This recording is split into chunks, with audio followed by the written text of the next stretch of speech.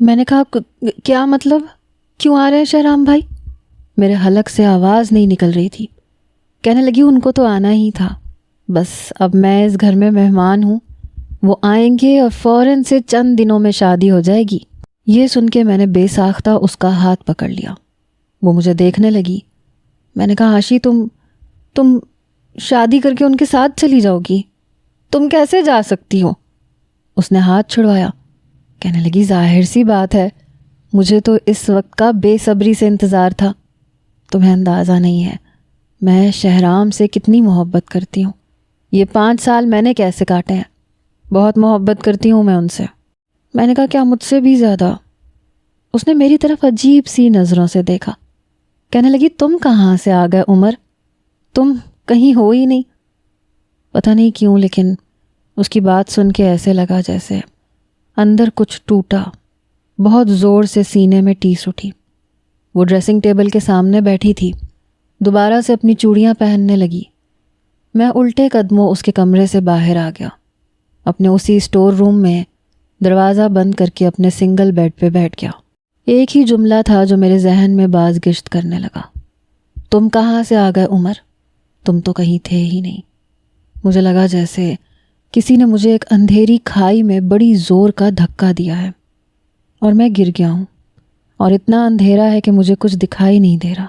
ابھی تک میں یہ سمجھتا رہا کہ میں عائشہ کی زندگی میں بہت اہمیت رکھتا ہوں، وہ میرا خیال رکھتی ہے، وہ میرے لیے میری سب کچھ تھی، اور وہ کہہ رہی تھی کہ وہ شہرام سے محبت کرتی ہے، اور میں کہیں ہوں ہی نہیں۔ کیا میں کسی کے لیے کچھ بھی نہیں تھا؟ کیا میں کہیں بھی نہیں تھا؟ پتہ نہیں کیوں مجھ سے میرے آنسو ضبط نہیں ہو رہے تھے۔ لگ رہا تھا اندر کچھ ہو گیا ہے، سینے میں کچھ ہو رہا تھا۔ لگ رہا تھا کمرے میں نہیں ہوں، کسی چھوٹے سے تہہ خانے میں ہوں۔ سانس ٹھیک سے نہیں آ رہا تھا، رونے کی کوشش کر رہا تھا تو آنسو بھی نہیں نکل رہے تھے۔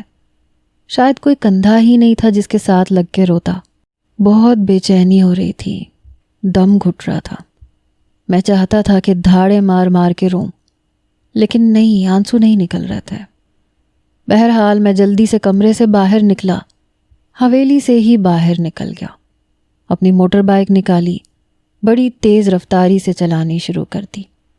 تیز ہوا کے جھونکے میرے چہرے پہ تھپیڑوں کی طرح لگ رہے تھے، لیکن مجھے لگ رہا تھا مجھے آکسیجن کی کمی ہو رہی ہے، مجھے گھٹن ہو رہی تھی۔ جی چاہا سامنے سے کوئی ٹرک آئے اور میری بائیک اس میں لگ جائے، میرا دم نکل جائے، میں مر جاؤں۔ پتہ نہیں کتنے گھنٹے میں بائیک پہ بلا وجہ گھومتا رہا۔ اس کے بعد پیٹرول ختم ہوا تو میری بائیک رک گئی۔ سامنے مسجد تھی، عشاء کی نماز ہو چکی تھی، نمازی باہر نکل رہے تھے۔ میں اندر چلا گیا۔ اس وقت شاید اللہ کے علاوہ میرا اور کوئی نہیں تھا جسے میں سب سے زیادہ اپنا سمجھتا۔ وہ بھی میری نہیں تھی، اس کی نظر میں تو میں کچھ تھا ہی نہیں، کچھ بھی نہیں تھا۔ میں نے وضو کیا، نماز پڑھنے لگا۔ امام صاحب بھی جانے کے لیے تیار تھے۔ کہنے لگے میاں اس وقت آئے ہو جب جماعت بھی ختم ہو گئی؟ میں نے کہا ہاں، دیر ہو گئی، بہت دیر ہو گئی امام صاحب، لیکن پھر بھی اللہ کا در تو کبھی بند نہیں ہوتا۔ وہ مسکرا کے کہنے لگے چلو ٹھیک ہے، قضا کر لو۔ میں نے وضو کیا، عشاء پڑھی۔ جب دعا کے لیے ہاتھ اٹھائے تو مانگنے کے لیے کچھ نہیں تھا، لیکن پھر بھی میرے اندر سے کوئی چیخا تھا، اتنی جلدی کیوں ہار مان رہا ہے؟ ارے اللہ سے مانگ، اللہ سے جو مانگو مل جاتا ہے۔ اب میری آنکھوں سے آنسو بہے تھے۔ میں نے کہا میرا قصور کیا تھا اللہ میاں؟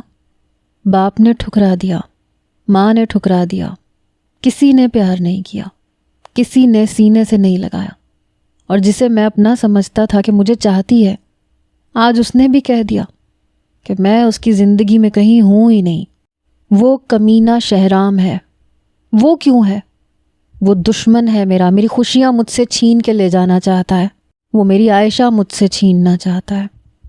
اے اللہ، عائشہ کو مجھے دے دے، میں تجھ سے اور کچھ نہیں مانگتا، میں اس کے بغیر نہیں رہ سکتا، اسے میرا بنا دے، وہ کبھی مجھے چھوڑ کے نہ جائے، خدا کرے مر جائے یہ شہرام۔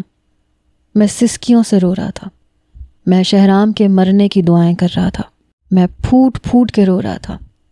مسجد بالکل خالی ہو چکی تھی، میری آوازیں گونج رہی تھیں رونے کی۔ میرے آدھے ادھورے لفظ گونج رہے تھے۔ وہ مر کیوں نہیں جاتا؟ اللہ کرے وہ مر جائے۔ وہ مر جائے گا تو عائشہ کو میں نظر آؤں گا۔ اسے کیوں میں نظر نہیں آتا؟ کیوں محبت کرتی ہے وہ شہرام سے؟ مجھ سے کیوں نہیں کرتی؟ میں دیوانوں کی طرح سے رو رہا تھا، کسی چھوٹے بچے کی طرح سے۔ مجھے نہیں پتا میں کب تک مسجد میں بیٹھا رہا اور روتا رہا۔ میرے ہاتھ کپ کپ آ رہے تھے۔ آج تک کبھی کسی کو بد دعا نہیں دی تھی، اپنے اس باپ کو بھی نہیں جس نے مجھے پیدا کر کے چھوڑ دیا، نہ اس ماں کو جس نے مجھے پلٹ کے کبھی نہیں دیکھا، نہ ماموں کو جو ہمیشہ مجھے نظر انداز کرتے تھے، کیونکہ میرے پاس عائشہ تھی۔ اگر شہرام نے اس کو مجھ سے چھین لیا تو میں مر جاؤں گا۔ میرا پورا وجود کپ کپا رہا تھا، میں پسینے سے شرابور تھا اور روئے جا رہا تھا، کسی چھوٹے بچے کی طرح سے بلک بلک کے رو رہا تھا، دعا کر رہا تھا یا میں مر جاؤں یا وہ شہرام۔ میرے اندر کا سارا غبار باہر نکل چکا تھا، لیکن سکون نہیں ملا۔ گھڑی کی طرف نظر دوڑائی تو پتہ ہی نہیں چلا رات کا 1 بج گیا تھا اور میں مسجد میں ہی تھا۔ پھر میں باہر نکل گیا۔ پیٹرول تو ویسے ہی بائک کا ختم ہو چکا تھا، اسے بھی اپنے ساتھ کسی لاش کی طرح گھسیٹ کے چلانے لگا۔ کچھ دیر بعد ایک چھوٹا سا پیٹرول پمپ نظر آیا، وہاں سے پیٹرول ڈلوایا اور واپس حویلی آیا تو سناٹا مچا ہوا تھا، سب لوگ سو چکے تھے۔ لاؤنج میں آیا تو سامنے عائشہ کھڑی تھی، بڑے غصے سے مجھے دیکھ رہی تھی۔ میں نے اسے نظر انداز کیا، اسٹور روم میں جانے لگا تو اس نے میرا ہاتھ پکڑ لیا، کہنے لگی کہاں سے آ رہے ہو؟ تمہیں نظر نہیں آ رہا ٹائم کیا ہو رہا ہے؟ میں نے کہا تو تمہیں کیا تکلیف ہے؟ میرے لہجے اور انداز کو سن کے وہ حیران ہوئی، کہنے لگی یہ کس طرح سے بات کر رہے ہو؟ میں نے اپنا ہاتھ چھڑوایا۔ میں نے کہا کیا کام ہے تمہیں؟ کہنے لگی میں کب سے تمہارا انتظار کر رہی ہوں، تمہاری فکر کر رہی ہوں، فون تک بند ہے تمہارا۔ میں نے کہا کس نے کہا تھا میرا انتظار کرو؟ میں نے تو نہیں کہا تھا تم سے کہ میرا انتظار کیا کرو۔ کیوں کرتی ہو میرا انتظار جب میں کہیں ہوں ہی نہیں تمہاری زندگی میں؟ تو کیوں کرتی ہو میرا انتظار؟ میں بے تحاشا غصے میں تھا۔ کہنے لگی تم آ کہاں سے رہے ہو؟ میں نے کہا تمہیں کیوں بتاؤں؟ کہنے لگی عمر تمہیں ہوا کیا ہے؟ کس طرح کی باتیں کر رہے ہو تم؟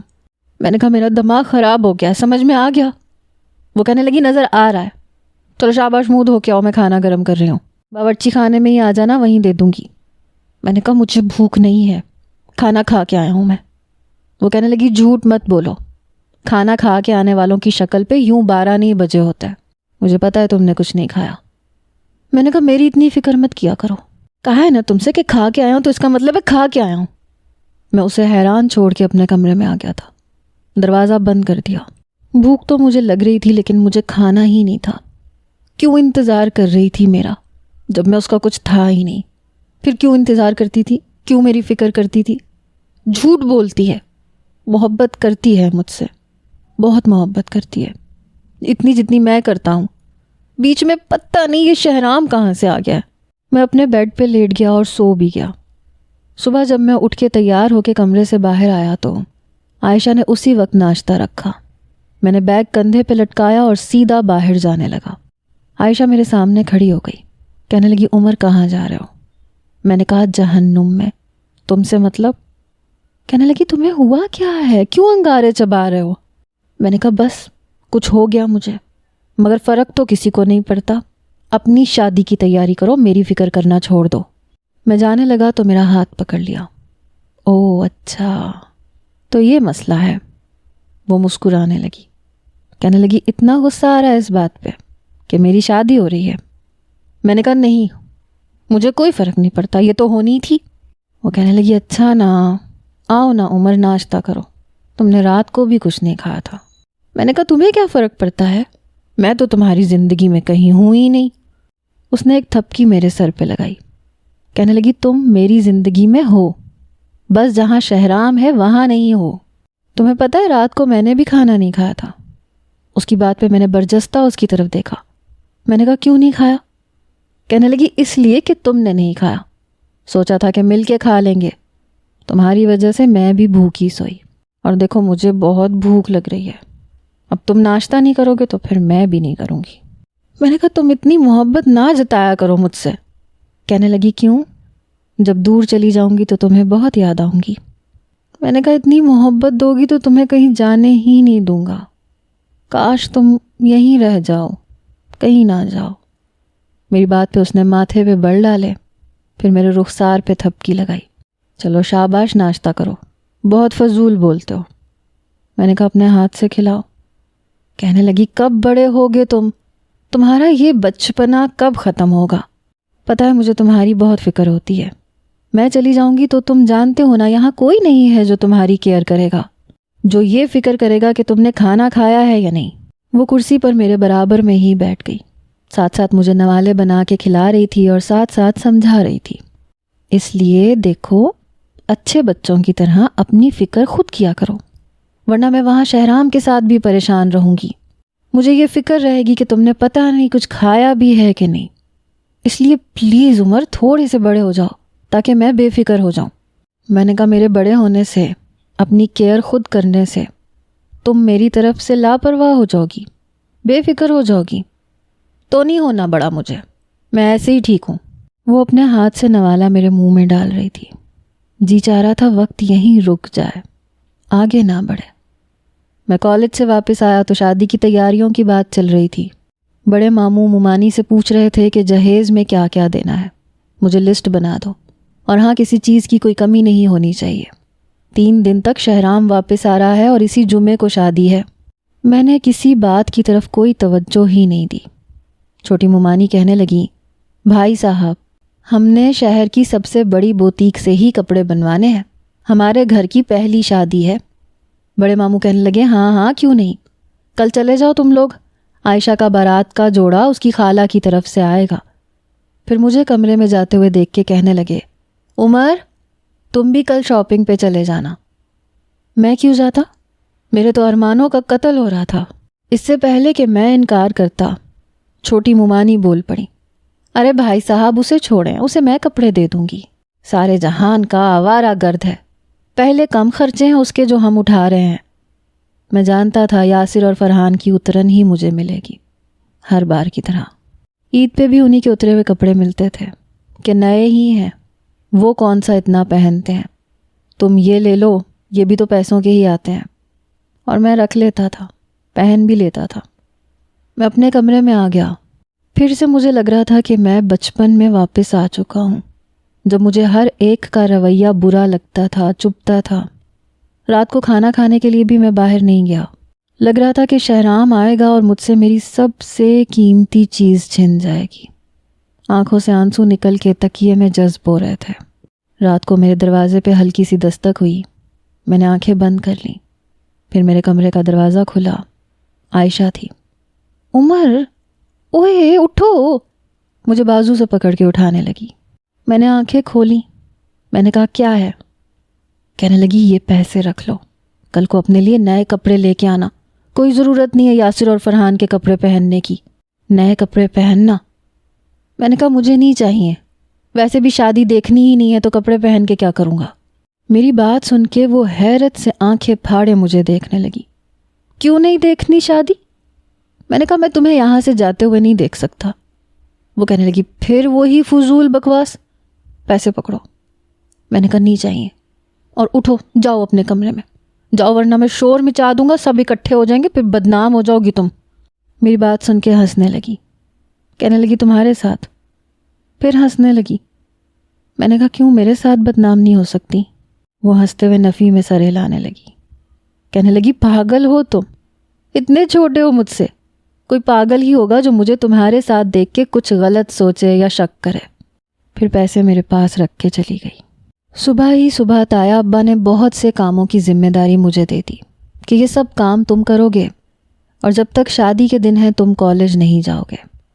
میں نے کہا میں کالج جاؤں گا، آپ کے کام میں کالج سے آ کے کر دوں گا۔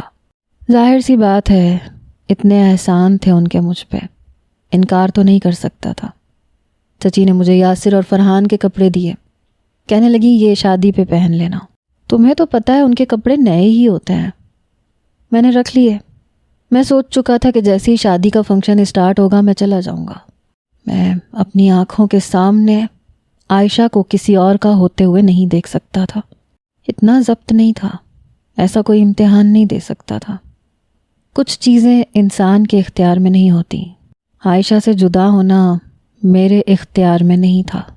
شادی کی سب تیاریاں دھوم دھام سے ہو رہی تھیں، روز ڈھول پیٹے جاتے، ہلا گلا لگتا، لیکن میں اپنے کمرے میں یوں ہی کتابیں کھول کے بیٹھا رہتا، بے فضول۔ حالانکہ دماغ اتنا اچھا نہیں تھا کہ اتنے شور شرابے میں پڑھ سکوں۔ 3 دن بعد عائشہ میرے کمرے میں آئی۔ باہر ڈھول بج رہا تھا، گانے گائے جا رہے تھے۔ مائیوں کا پیلا جوڑا اس نے پہن رکھا تھا، لیکن میں نے اس کی طرف دیکھا ہی نہیں۔ دیکھتا تو پھر سے بے چینی شروع ہو جاتی۔ کہنے لگی تم باہر کیوں نہیں آ رہے؟ کتابیں کھول کے کیوں بیٹھے ہو؟ جان بوجھ کے سب کو یہ دکھا رہے ہو کہ تم پڑھائی میں بہت اچھے ہو۔ میں نے کہا نہیں، خود پڑھنے کی کوشش کر رہا ہوں، تم تو چلی جاؤ گی، پھر مجھے کس نے پڑھانا ہے؟ کہنے لگی تو 1 ہفتے بعد پڑھ لینا جب میں چلی جاؤں گی یہاں سے۔ میں نے کہا نہیں، مجھے نہیں بیٹھنا۔ کہنے لگی کیوں؟ کیا میری خوشیوں میں تم شامل نہیں ہو گئے؟ میں نے نفی میں سر ہلایا۔ وہ میرے سامنے بیٹھ گئی۔ کہنے لگی اتنی بری لگتی ہوں تمہیں؟ میں نے کہا سارا مسئلہ ہی یہ ہے، تم مجھے بری ہی نہیں لگتی۔ کاش تم مجھے بری لگ جاؤ۔ خوش رہو، آباد رہو اپنے شہرام کے ساتھ، لیکن پلیز جاؤ یہاں سے، مجھے میرے حال پہ چھوڑ دو۔ خود ہی تو کہتی ہو بڑا ہو جاؤں، تو مجھے بڑا ہونا ہے، مجھے خود پڑھنے دو۔ کہنے لگی اچھا تو یوں بڑے ہونا ہے تمہیں عمر؟ میں نے کہا یوں ہی بڑا ہو جاؤں گا۔ اس کی آنکھوں میں بھی موٹے موٹے آنسو تھے۔ کہنے لگی اب نہیں کہوں گی تم سے کہ میری خوشیوں میں شامل ہو جاؤ، مت ہو، لیکن یہ مجھے یاد رہے گا۔ میں نے کہا بھولنا بھی مت۔ اسے لگا تھا کہ شاید وہ یہ کہے گی تو میں اس کے آنسو صاف کر کے اس کے ساتھ چل پڑوں گا، لیکن میں جا ہی نہیں سکتا تھا، میں نہیں دیکھ سکتا تھا، میری بھی مجبوری تھی، یا تو اتنی محبت ہی نہ دیتی۔ وہ کھڑی ہو گئی، کمرے سے باہر جانے لگی۔ میں نے کہا عائشہ۔ وہ فوراً سے رک گئی۔ کہنے لگی اب کیا ہے؟ میں نے کہا دروازہ بند کر کے جانا۔ میں نے کتابوں پہ سے نظریں نہیں ہٹائیں تھیں، اس کی طرف نہیں دیکھا تھا۔ وہ دھڑام سے دروازہ بند کر کے گئی تھی۔ میں نے کتابیں بند کر کے ایک طرف پھینکی۔ اپنے دل کی کیفیت کسی کو بتا نہیں سکتا تھا۔ شاید میرے ماں باپ ہوتے، میرا اپنا گھر ہوتا تو عائشہ کے لیے میں یہ سب محسوس نہ کرتا۔ اگر مجھے ہر محبت اس سے ملتی جس سے ملنی چاہیے تھی، لیکن نہیں ملی تھی۔ مجھے سب کچھ عائشہ سے ملا تھا۔ میری آنکھوں سے آنسو بہہ رہے تھے۔ پھر سوچا کہ چلو کوئی بات نہیں، اسے تو اس کی محبت مل جائے گی نا، وہ تو خوش رہے گی، شاید وہ خوش رہے گی تو میں بھی خوش رہ لوں گا۔ اپنے آپ کو بہت سمجھانے کی کوشش کر رہا تھا۔ صحیح کہہ رہی تھی، مجھے بڑے ہو جانا چاہیے، کیونکہ جو یتیم ہو جاتا ہے انہیں وقت سے پہلے بڑا ہونا پڑتا ہے۔ ابھی تک اگر میں بڑا نہیں ہوا تھا تو وجہ عائشہ تھی، اب تو وہ جا رہی تھی۔ بڑے ماموں جو بھی کام کہتے تھے میں کر دیا کرتا تھا، انکار نہیں کرتا تھا، لیکن کالج کی میں نے کوئی چھٹی نہیں کی۔ کام کرتے آتے جاتے عائشہ کی آنکھوں پہ میری نظر پڑ جاتی تو وہ خفگی سے اپنا رخ بدل لیتی، مجھے پوری ناراضگی دکھا رہی تھی، لیکن میں نظریں چرا کے واپس اپنے کمرے میں چلا جاتا۔ ان دنوں میں نے ٹھیک سے کھانا نہیں کھایا، بھوک جیسے مر چکی تھی۔ پھر پتہ چلا کہ اٹلی سے آنے والی فلائٹ ڈیلے ہو گئی ہے، کیونکہ وہاں بارشیں بہت ہو رہی ہیں۔ پتہ نہیں کیوں دل کو کچھ دھچکا سا لگا۔ پھر رات کو نوافل پڑھے، کہا کہ میں غصے میں تھا، پتہ نہیں کیا اوٹ پٹانگ بول گیا۔ شہرام کو کچھ نہ ہو کیونکہ وہ عائشہ کی محبت ہے، مجھے میری محبت مل ہی نہیں سکتی، لیکن اسے اس کی محبت ملنی چاہیے۔ مجھے پتہ ہے نا اس کے جانے سے مجھے کتنی تکلیف ہو رہی ہے، اس لیے شہرام کو کچھ نہ ہو۔ مرد تو سہ لیتا ہے لیکن عورت ٹوٹ جاتی ہے۔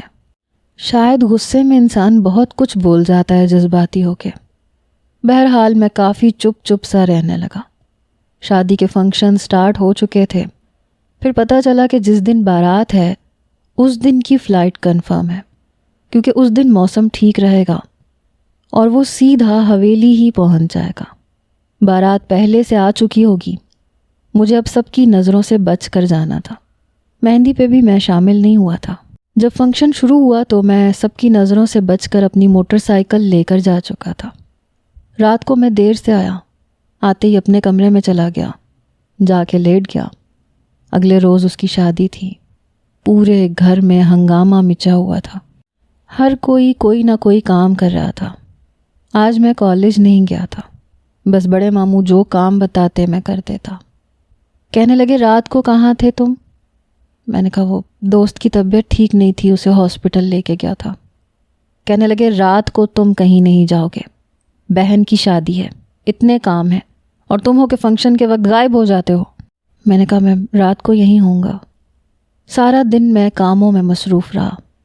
میرے سامنے وہ پارلر کے لیے گئی تھی۔ جب اسے واپس لینے جانا تھا تو ماموں نے مجھ سے کہا کہ جاؤ تم عائشہ کو لے کر آؤ، گھر پہ ہی شادی کا فنکشن تھا۔ پوری حویلی دلہن کی طرح سجی ہوئی تھی۔ جب میں اسے لینے کے لیے گیا تو پارلر کے باہر میں نے ہارن بجانا شروع کر دیا۔ کچھ ہی دیر میں وہ باہر آئی، بڑے غصے سے فرنٹ ڈور کھول کے بیٹھ گئی۔ میں نے قصداً اس کی طرف نہیں دیکھا تھا۔ میں نے گاڑی چلانی شروع کر دی۔ کہنے لگی انسان اتنا بھی بے حس نہیں ہونا چاہیے، اتنا بھی خود غرض نہیں ہونا چاہیے انسان کو۔ میں نے کہا بعض اوقات انسان بے بس ہوتا ہے، خود غرض ہونا پڑتا ہے۔ بہت اچھی لگ رہی ہو اور بہت خوش بھی رہو گی اپنے شہرام کے ساتھ۔ میں ایک ہاتھ سے ہی اسٹیئرنگ سنبھالے ہوئے تھا، دوسرا ہاتھ میرا اس نے ایک دم سے پکڑ لیا۔ سرد ہاتھ تھا اس کا، بالکل برف کی طرح۔ میں نے اس کی طرف دیکھا۔ کہنے لگی عمر مجھے بہت ڈر لگ رہا ہے۔ میں نے کہا تمہیں کیوں ڈر لگ رہا ہے؟ تمہیں تو تمہاری محبت ملنے والی ہے، تمہیں تو خوش ہونا چاہیے۔ ہاں وہ تو ہے، پھر بھی ڈر لگ رہا ہے۔ میں ٹھیک تو لگ رہی ہوں نا؟ میں نے بنا دیکھے کہا ہاں بہت پیاری لگ رہی ہو۔ کہنے لگی تو آج تو تم نہیں جاؤ گے نا؟ پلیز آج کہیں مت جانا۔ میں نے کہا ٹھیک ہے نہیں جاؤں گا۔ میں نے جھوٹ بولا تھا۔ اسے حویلی تک اتارا تو باہر ہی صوفیہ کھڑی تھی، بڑی ممانی کھڑی تھی، ان کی ہمراہی میں وہ اندر جا چکی تھی۔ میں نے گاڑی کھڑی کی اور چپ چاپ بائک لے کے چلا گیا، اپنا موبائل بھی گھر پہ چھوڑ دیا۔ میں نہیں چاہتا تھا کہ کوئی مجھے فون کرے، کوئی بھی بہانہ بنا لیتا۔ رات دیر تک میں نہر کے کنارے بیٹھا رہا، پتھر پھینکتا رہا، چاہتا تھا کہ یہ وقت جلدی گزر جائے، مگر گزر ہی نہیں رہا تھا۔ بار بار گھڑی دیکھ رہا تھا، جلدی سے اس کی شادی ہو جائے، وہ چلی جائے۔ رات 1 بجے تک مجھے لگا کہ اب وہ رخصت ہو کے جا چکی ہوگی۔ جب میں واپس آیا تو حویلی سے رونے دھونے کی، چیخو پکار کی آوازیں سن کے میرا دل دھک سے رہ گیا۔ اندر آیا تو پورا ہال ویسے کا ویسے سجا ہوا تھا، سب لاؤنج میں تھے۔ میں بھاگا دوڑا لاؤنج میں گیا تو وہ دلہن بنی اسٹیج پہ ہی بیٹھی تھی۔ مر گیا میرا بیٹا، چھوڑ گیا ہمیں، تمہاری نحوست نے اسے کھا لیا عائشہ۔ عائشہ کی خالہ رو رہی تھی، اپنا ماتھا پیٹ رہی تھی، سب خواتین رو رہی تھیں۔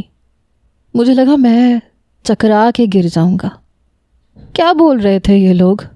میرے ماموں رو رہے تھے، ہر کوئی افسردہ تھا، لیکن وہ کسی پتھر کی مورت کی طرح بیٹھی تھی۔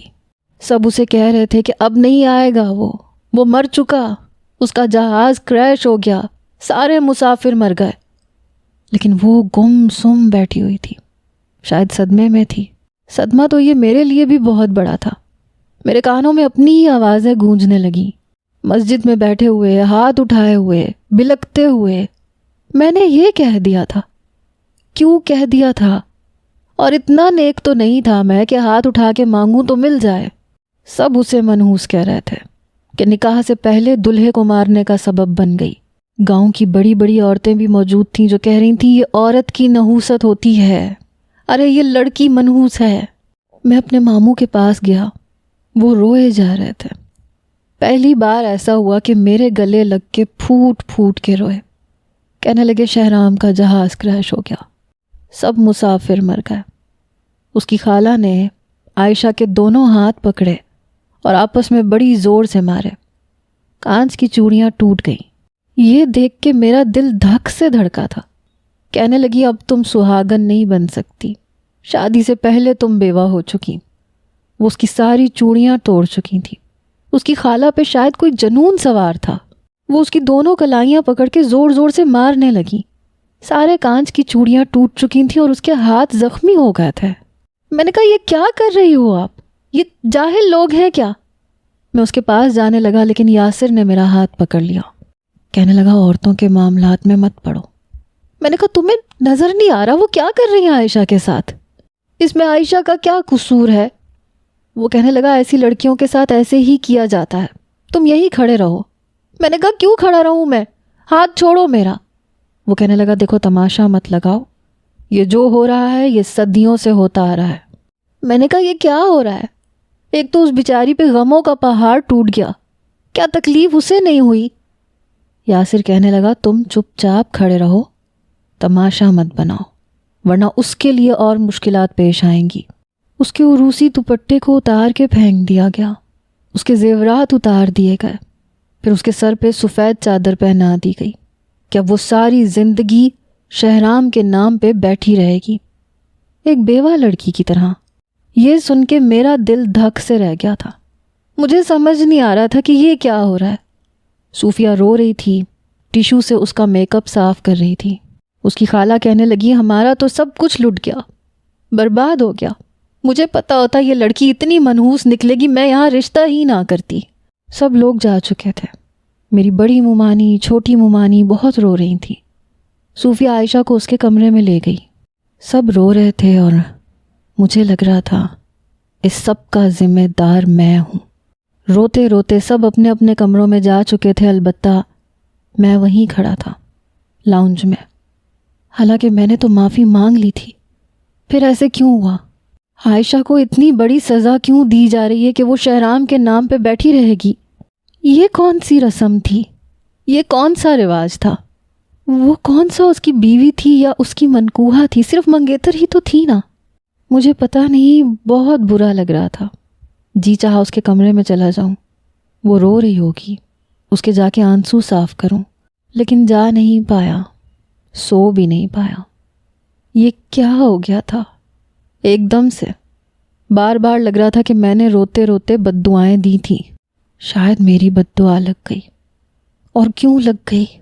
میں تو اتنا نیک نہیں تھا۔ میں اپنے بالوں کو پکڑ کے نوچنے لگا، یہ میں نے کیا کر دیا؟ کیوں کر دیا؟ مجھ سے بد دعا نہیں دینی چاہیے تھی۔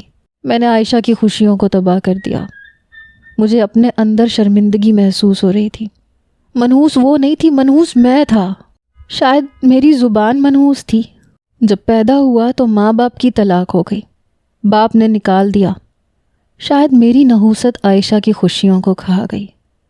میری آنکھوں سے آنسو بہہ رہے تھے، میں رو رہا تھا۔ میں نے کہا یہ کیسے ہو سکتا ہے؟ اللہ میاں یہ کیسے ہو سکتا ہے؟ یہ کیوں ہو گیا؟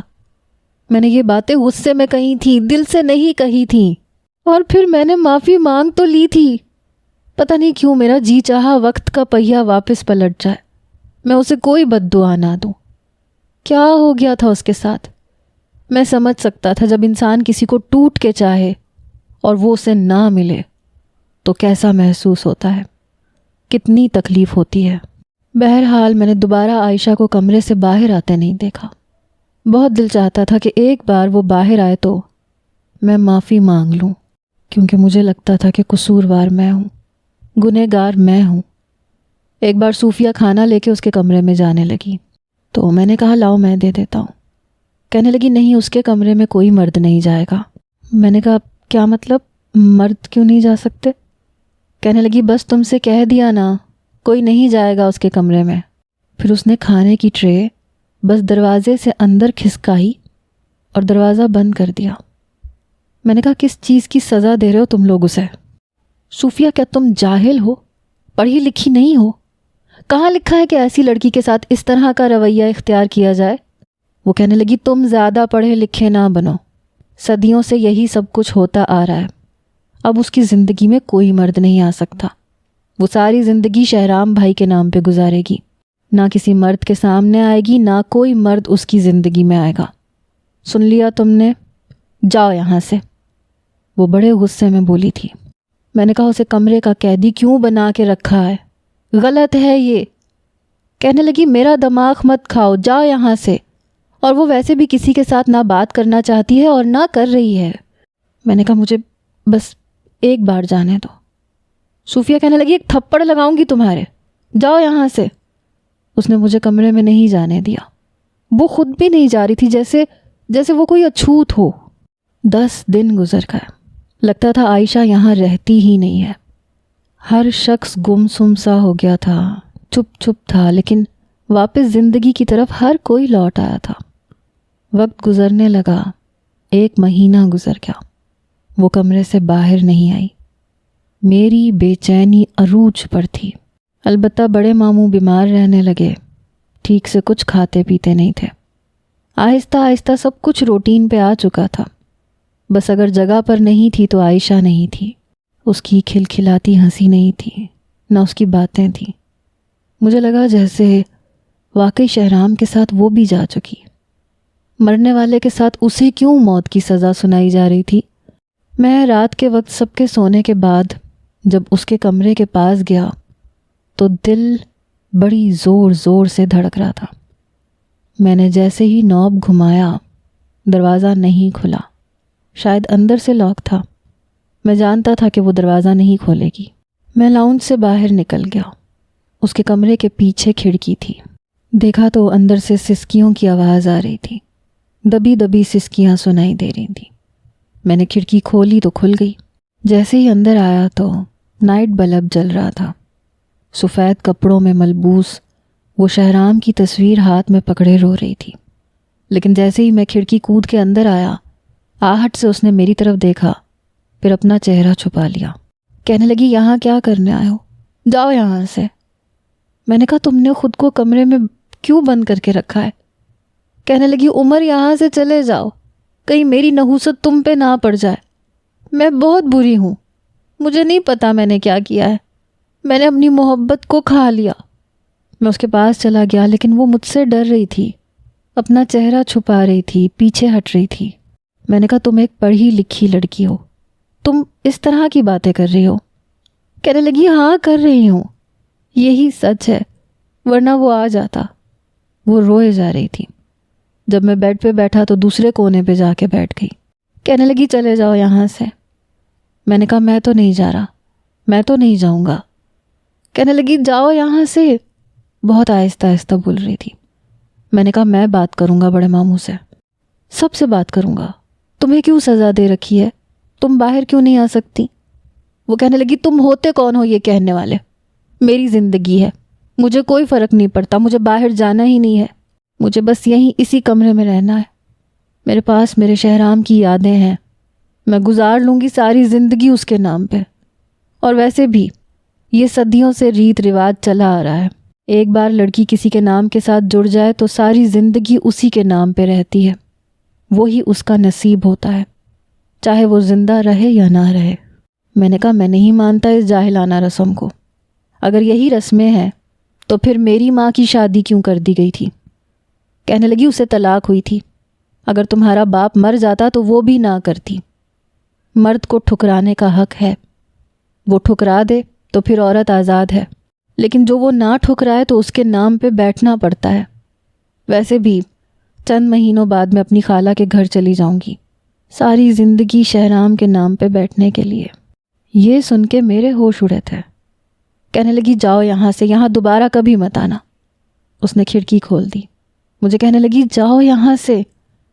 میں نے کہا میں جا تو رہا ہوں، لیکن میں تمہیں اس طرح سے زندگی گزارنے نہیں دوں گا۔ کہنے لگی کوئی نہیں آئے گا اس دہلیز پہ، ایسی لڑکی سے کوئی شادی نہیں کرتا، جاؤ یہاں سے، آئندہ کبھی مت آنا۔ میں کھڑکی سے باہر نکل گیا۔ یہ کیسا ظلم تھا؟ اس نے کون سا جان بوجھ کے شہرام کو مار ڈالا تھا؟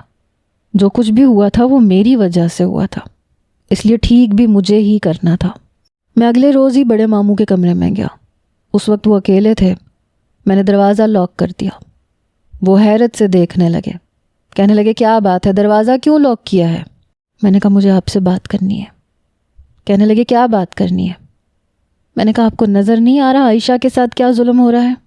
میری بات سن کے ان کے ماتھے پہ بل پڑے۔ کہنے لگے شاید میری بیٹی کی قسمت میں یہی لکھا تھا۔ میں نے کہا اس کی قسمت میں نہیں لکھا تھا، اس کی قسمت میں یہ سب کچھ آپ لکھ رہے ہیں۔ آپ چاہیں تو لڑ سکتے ہیں، کہہ سکتے ہیں کہ میری بیٹی کمرے سے باہر آ سکتی ہے، اس کی شادی بھی ہو سکتی ہے، میرے ماموں کہنے لگے نہیں ہو سکتی اور نہ وہ کمرے سے باہر آئے گی.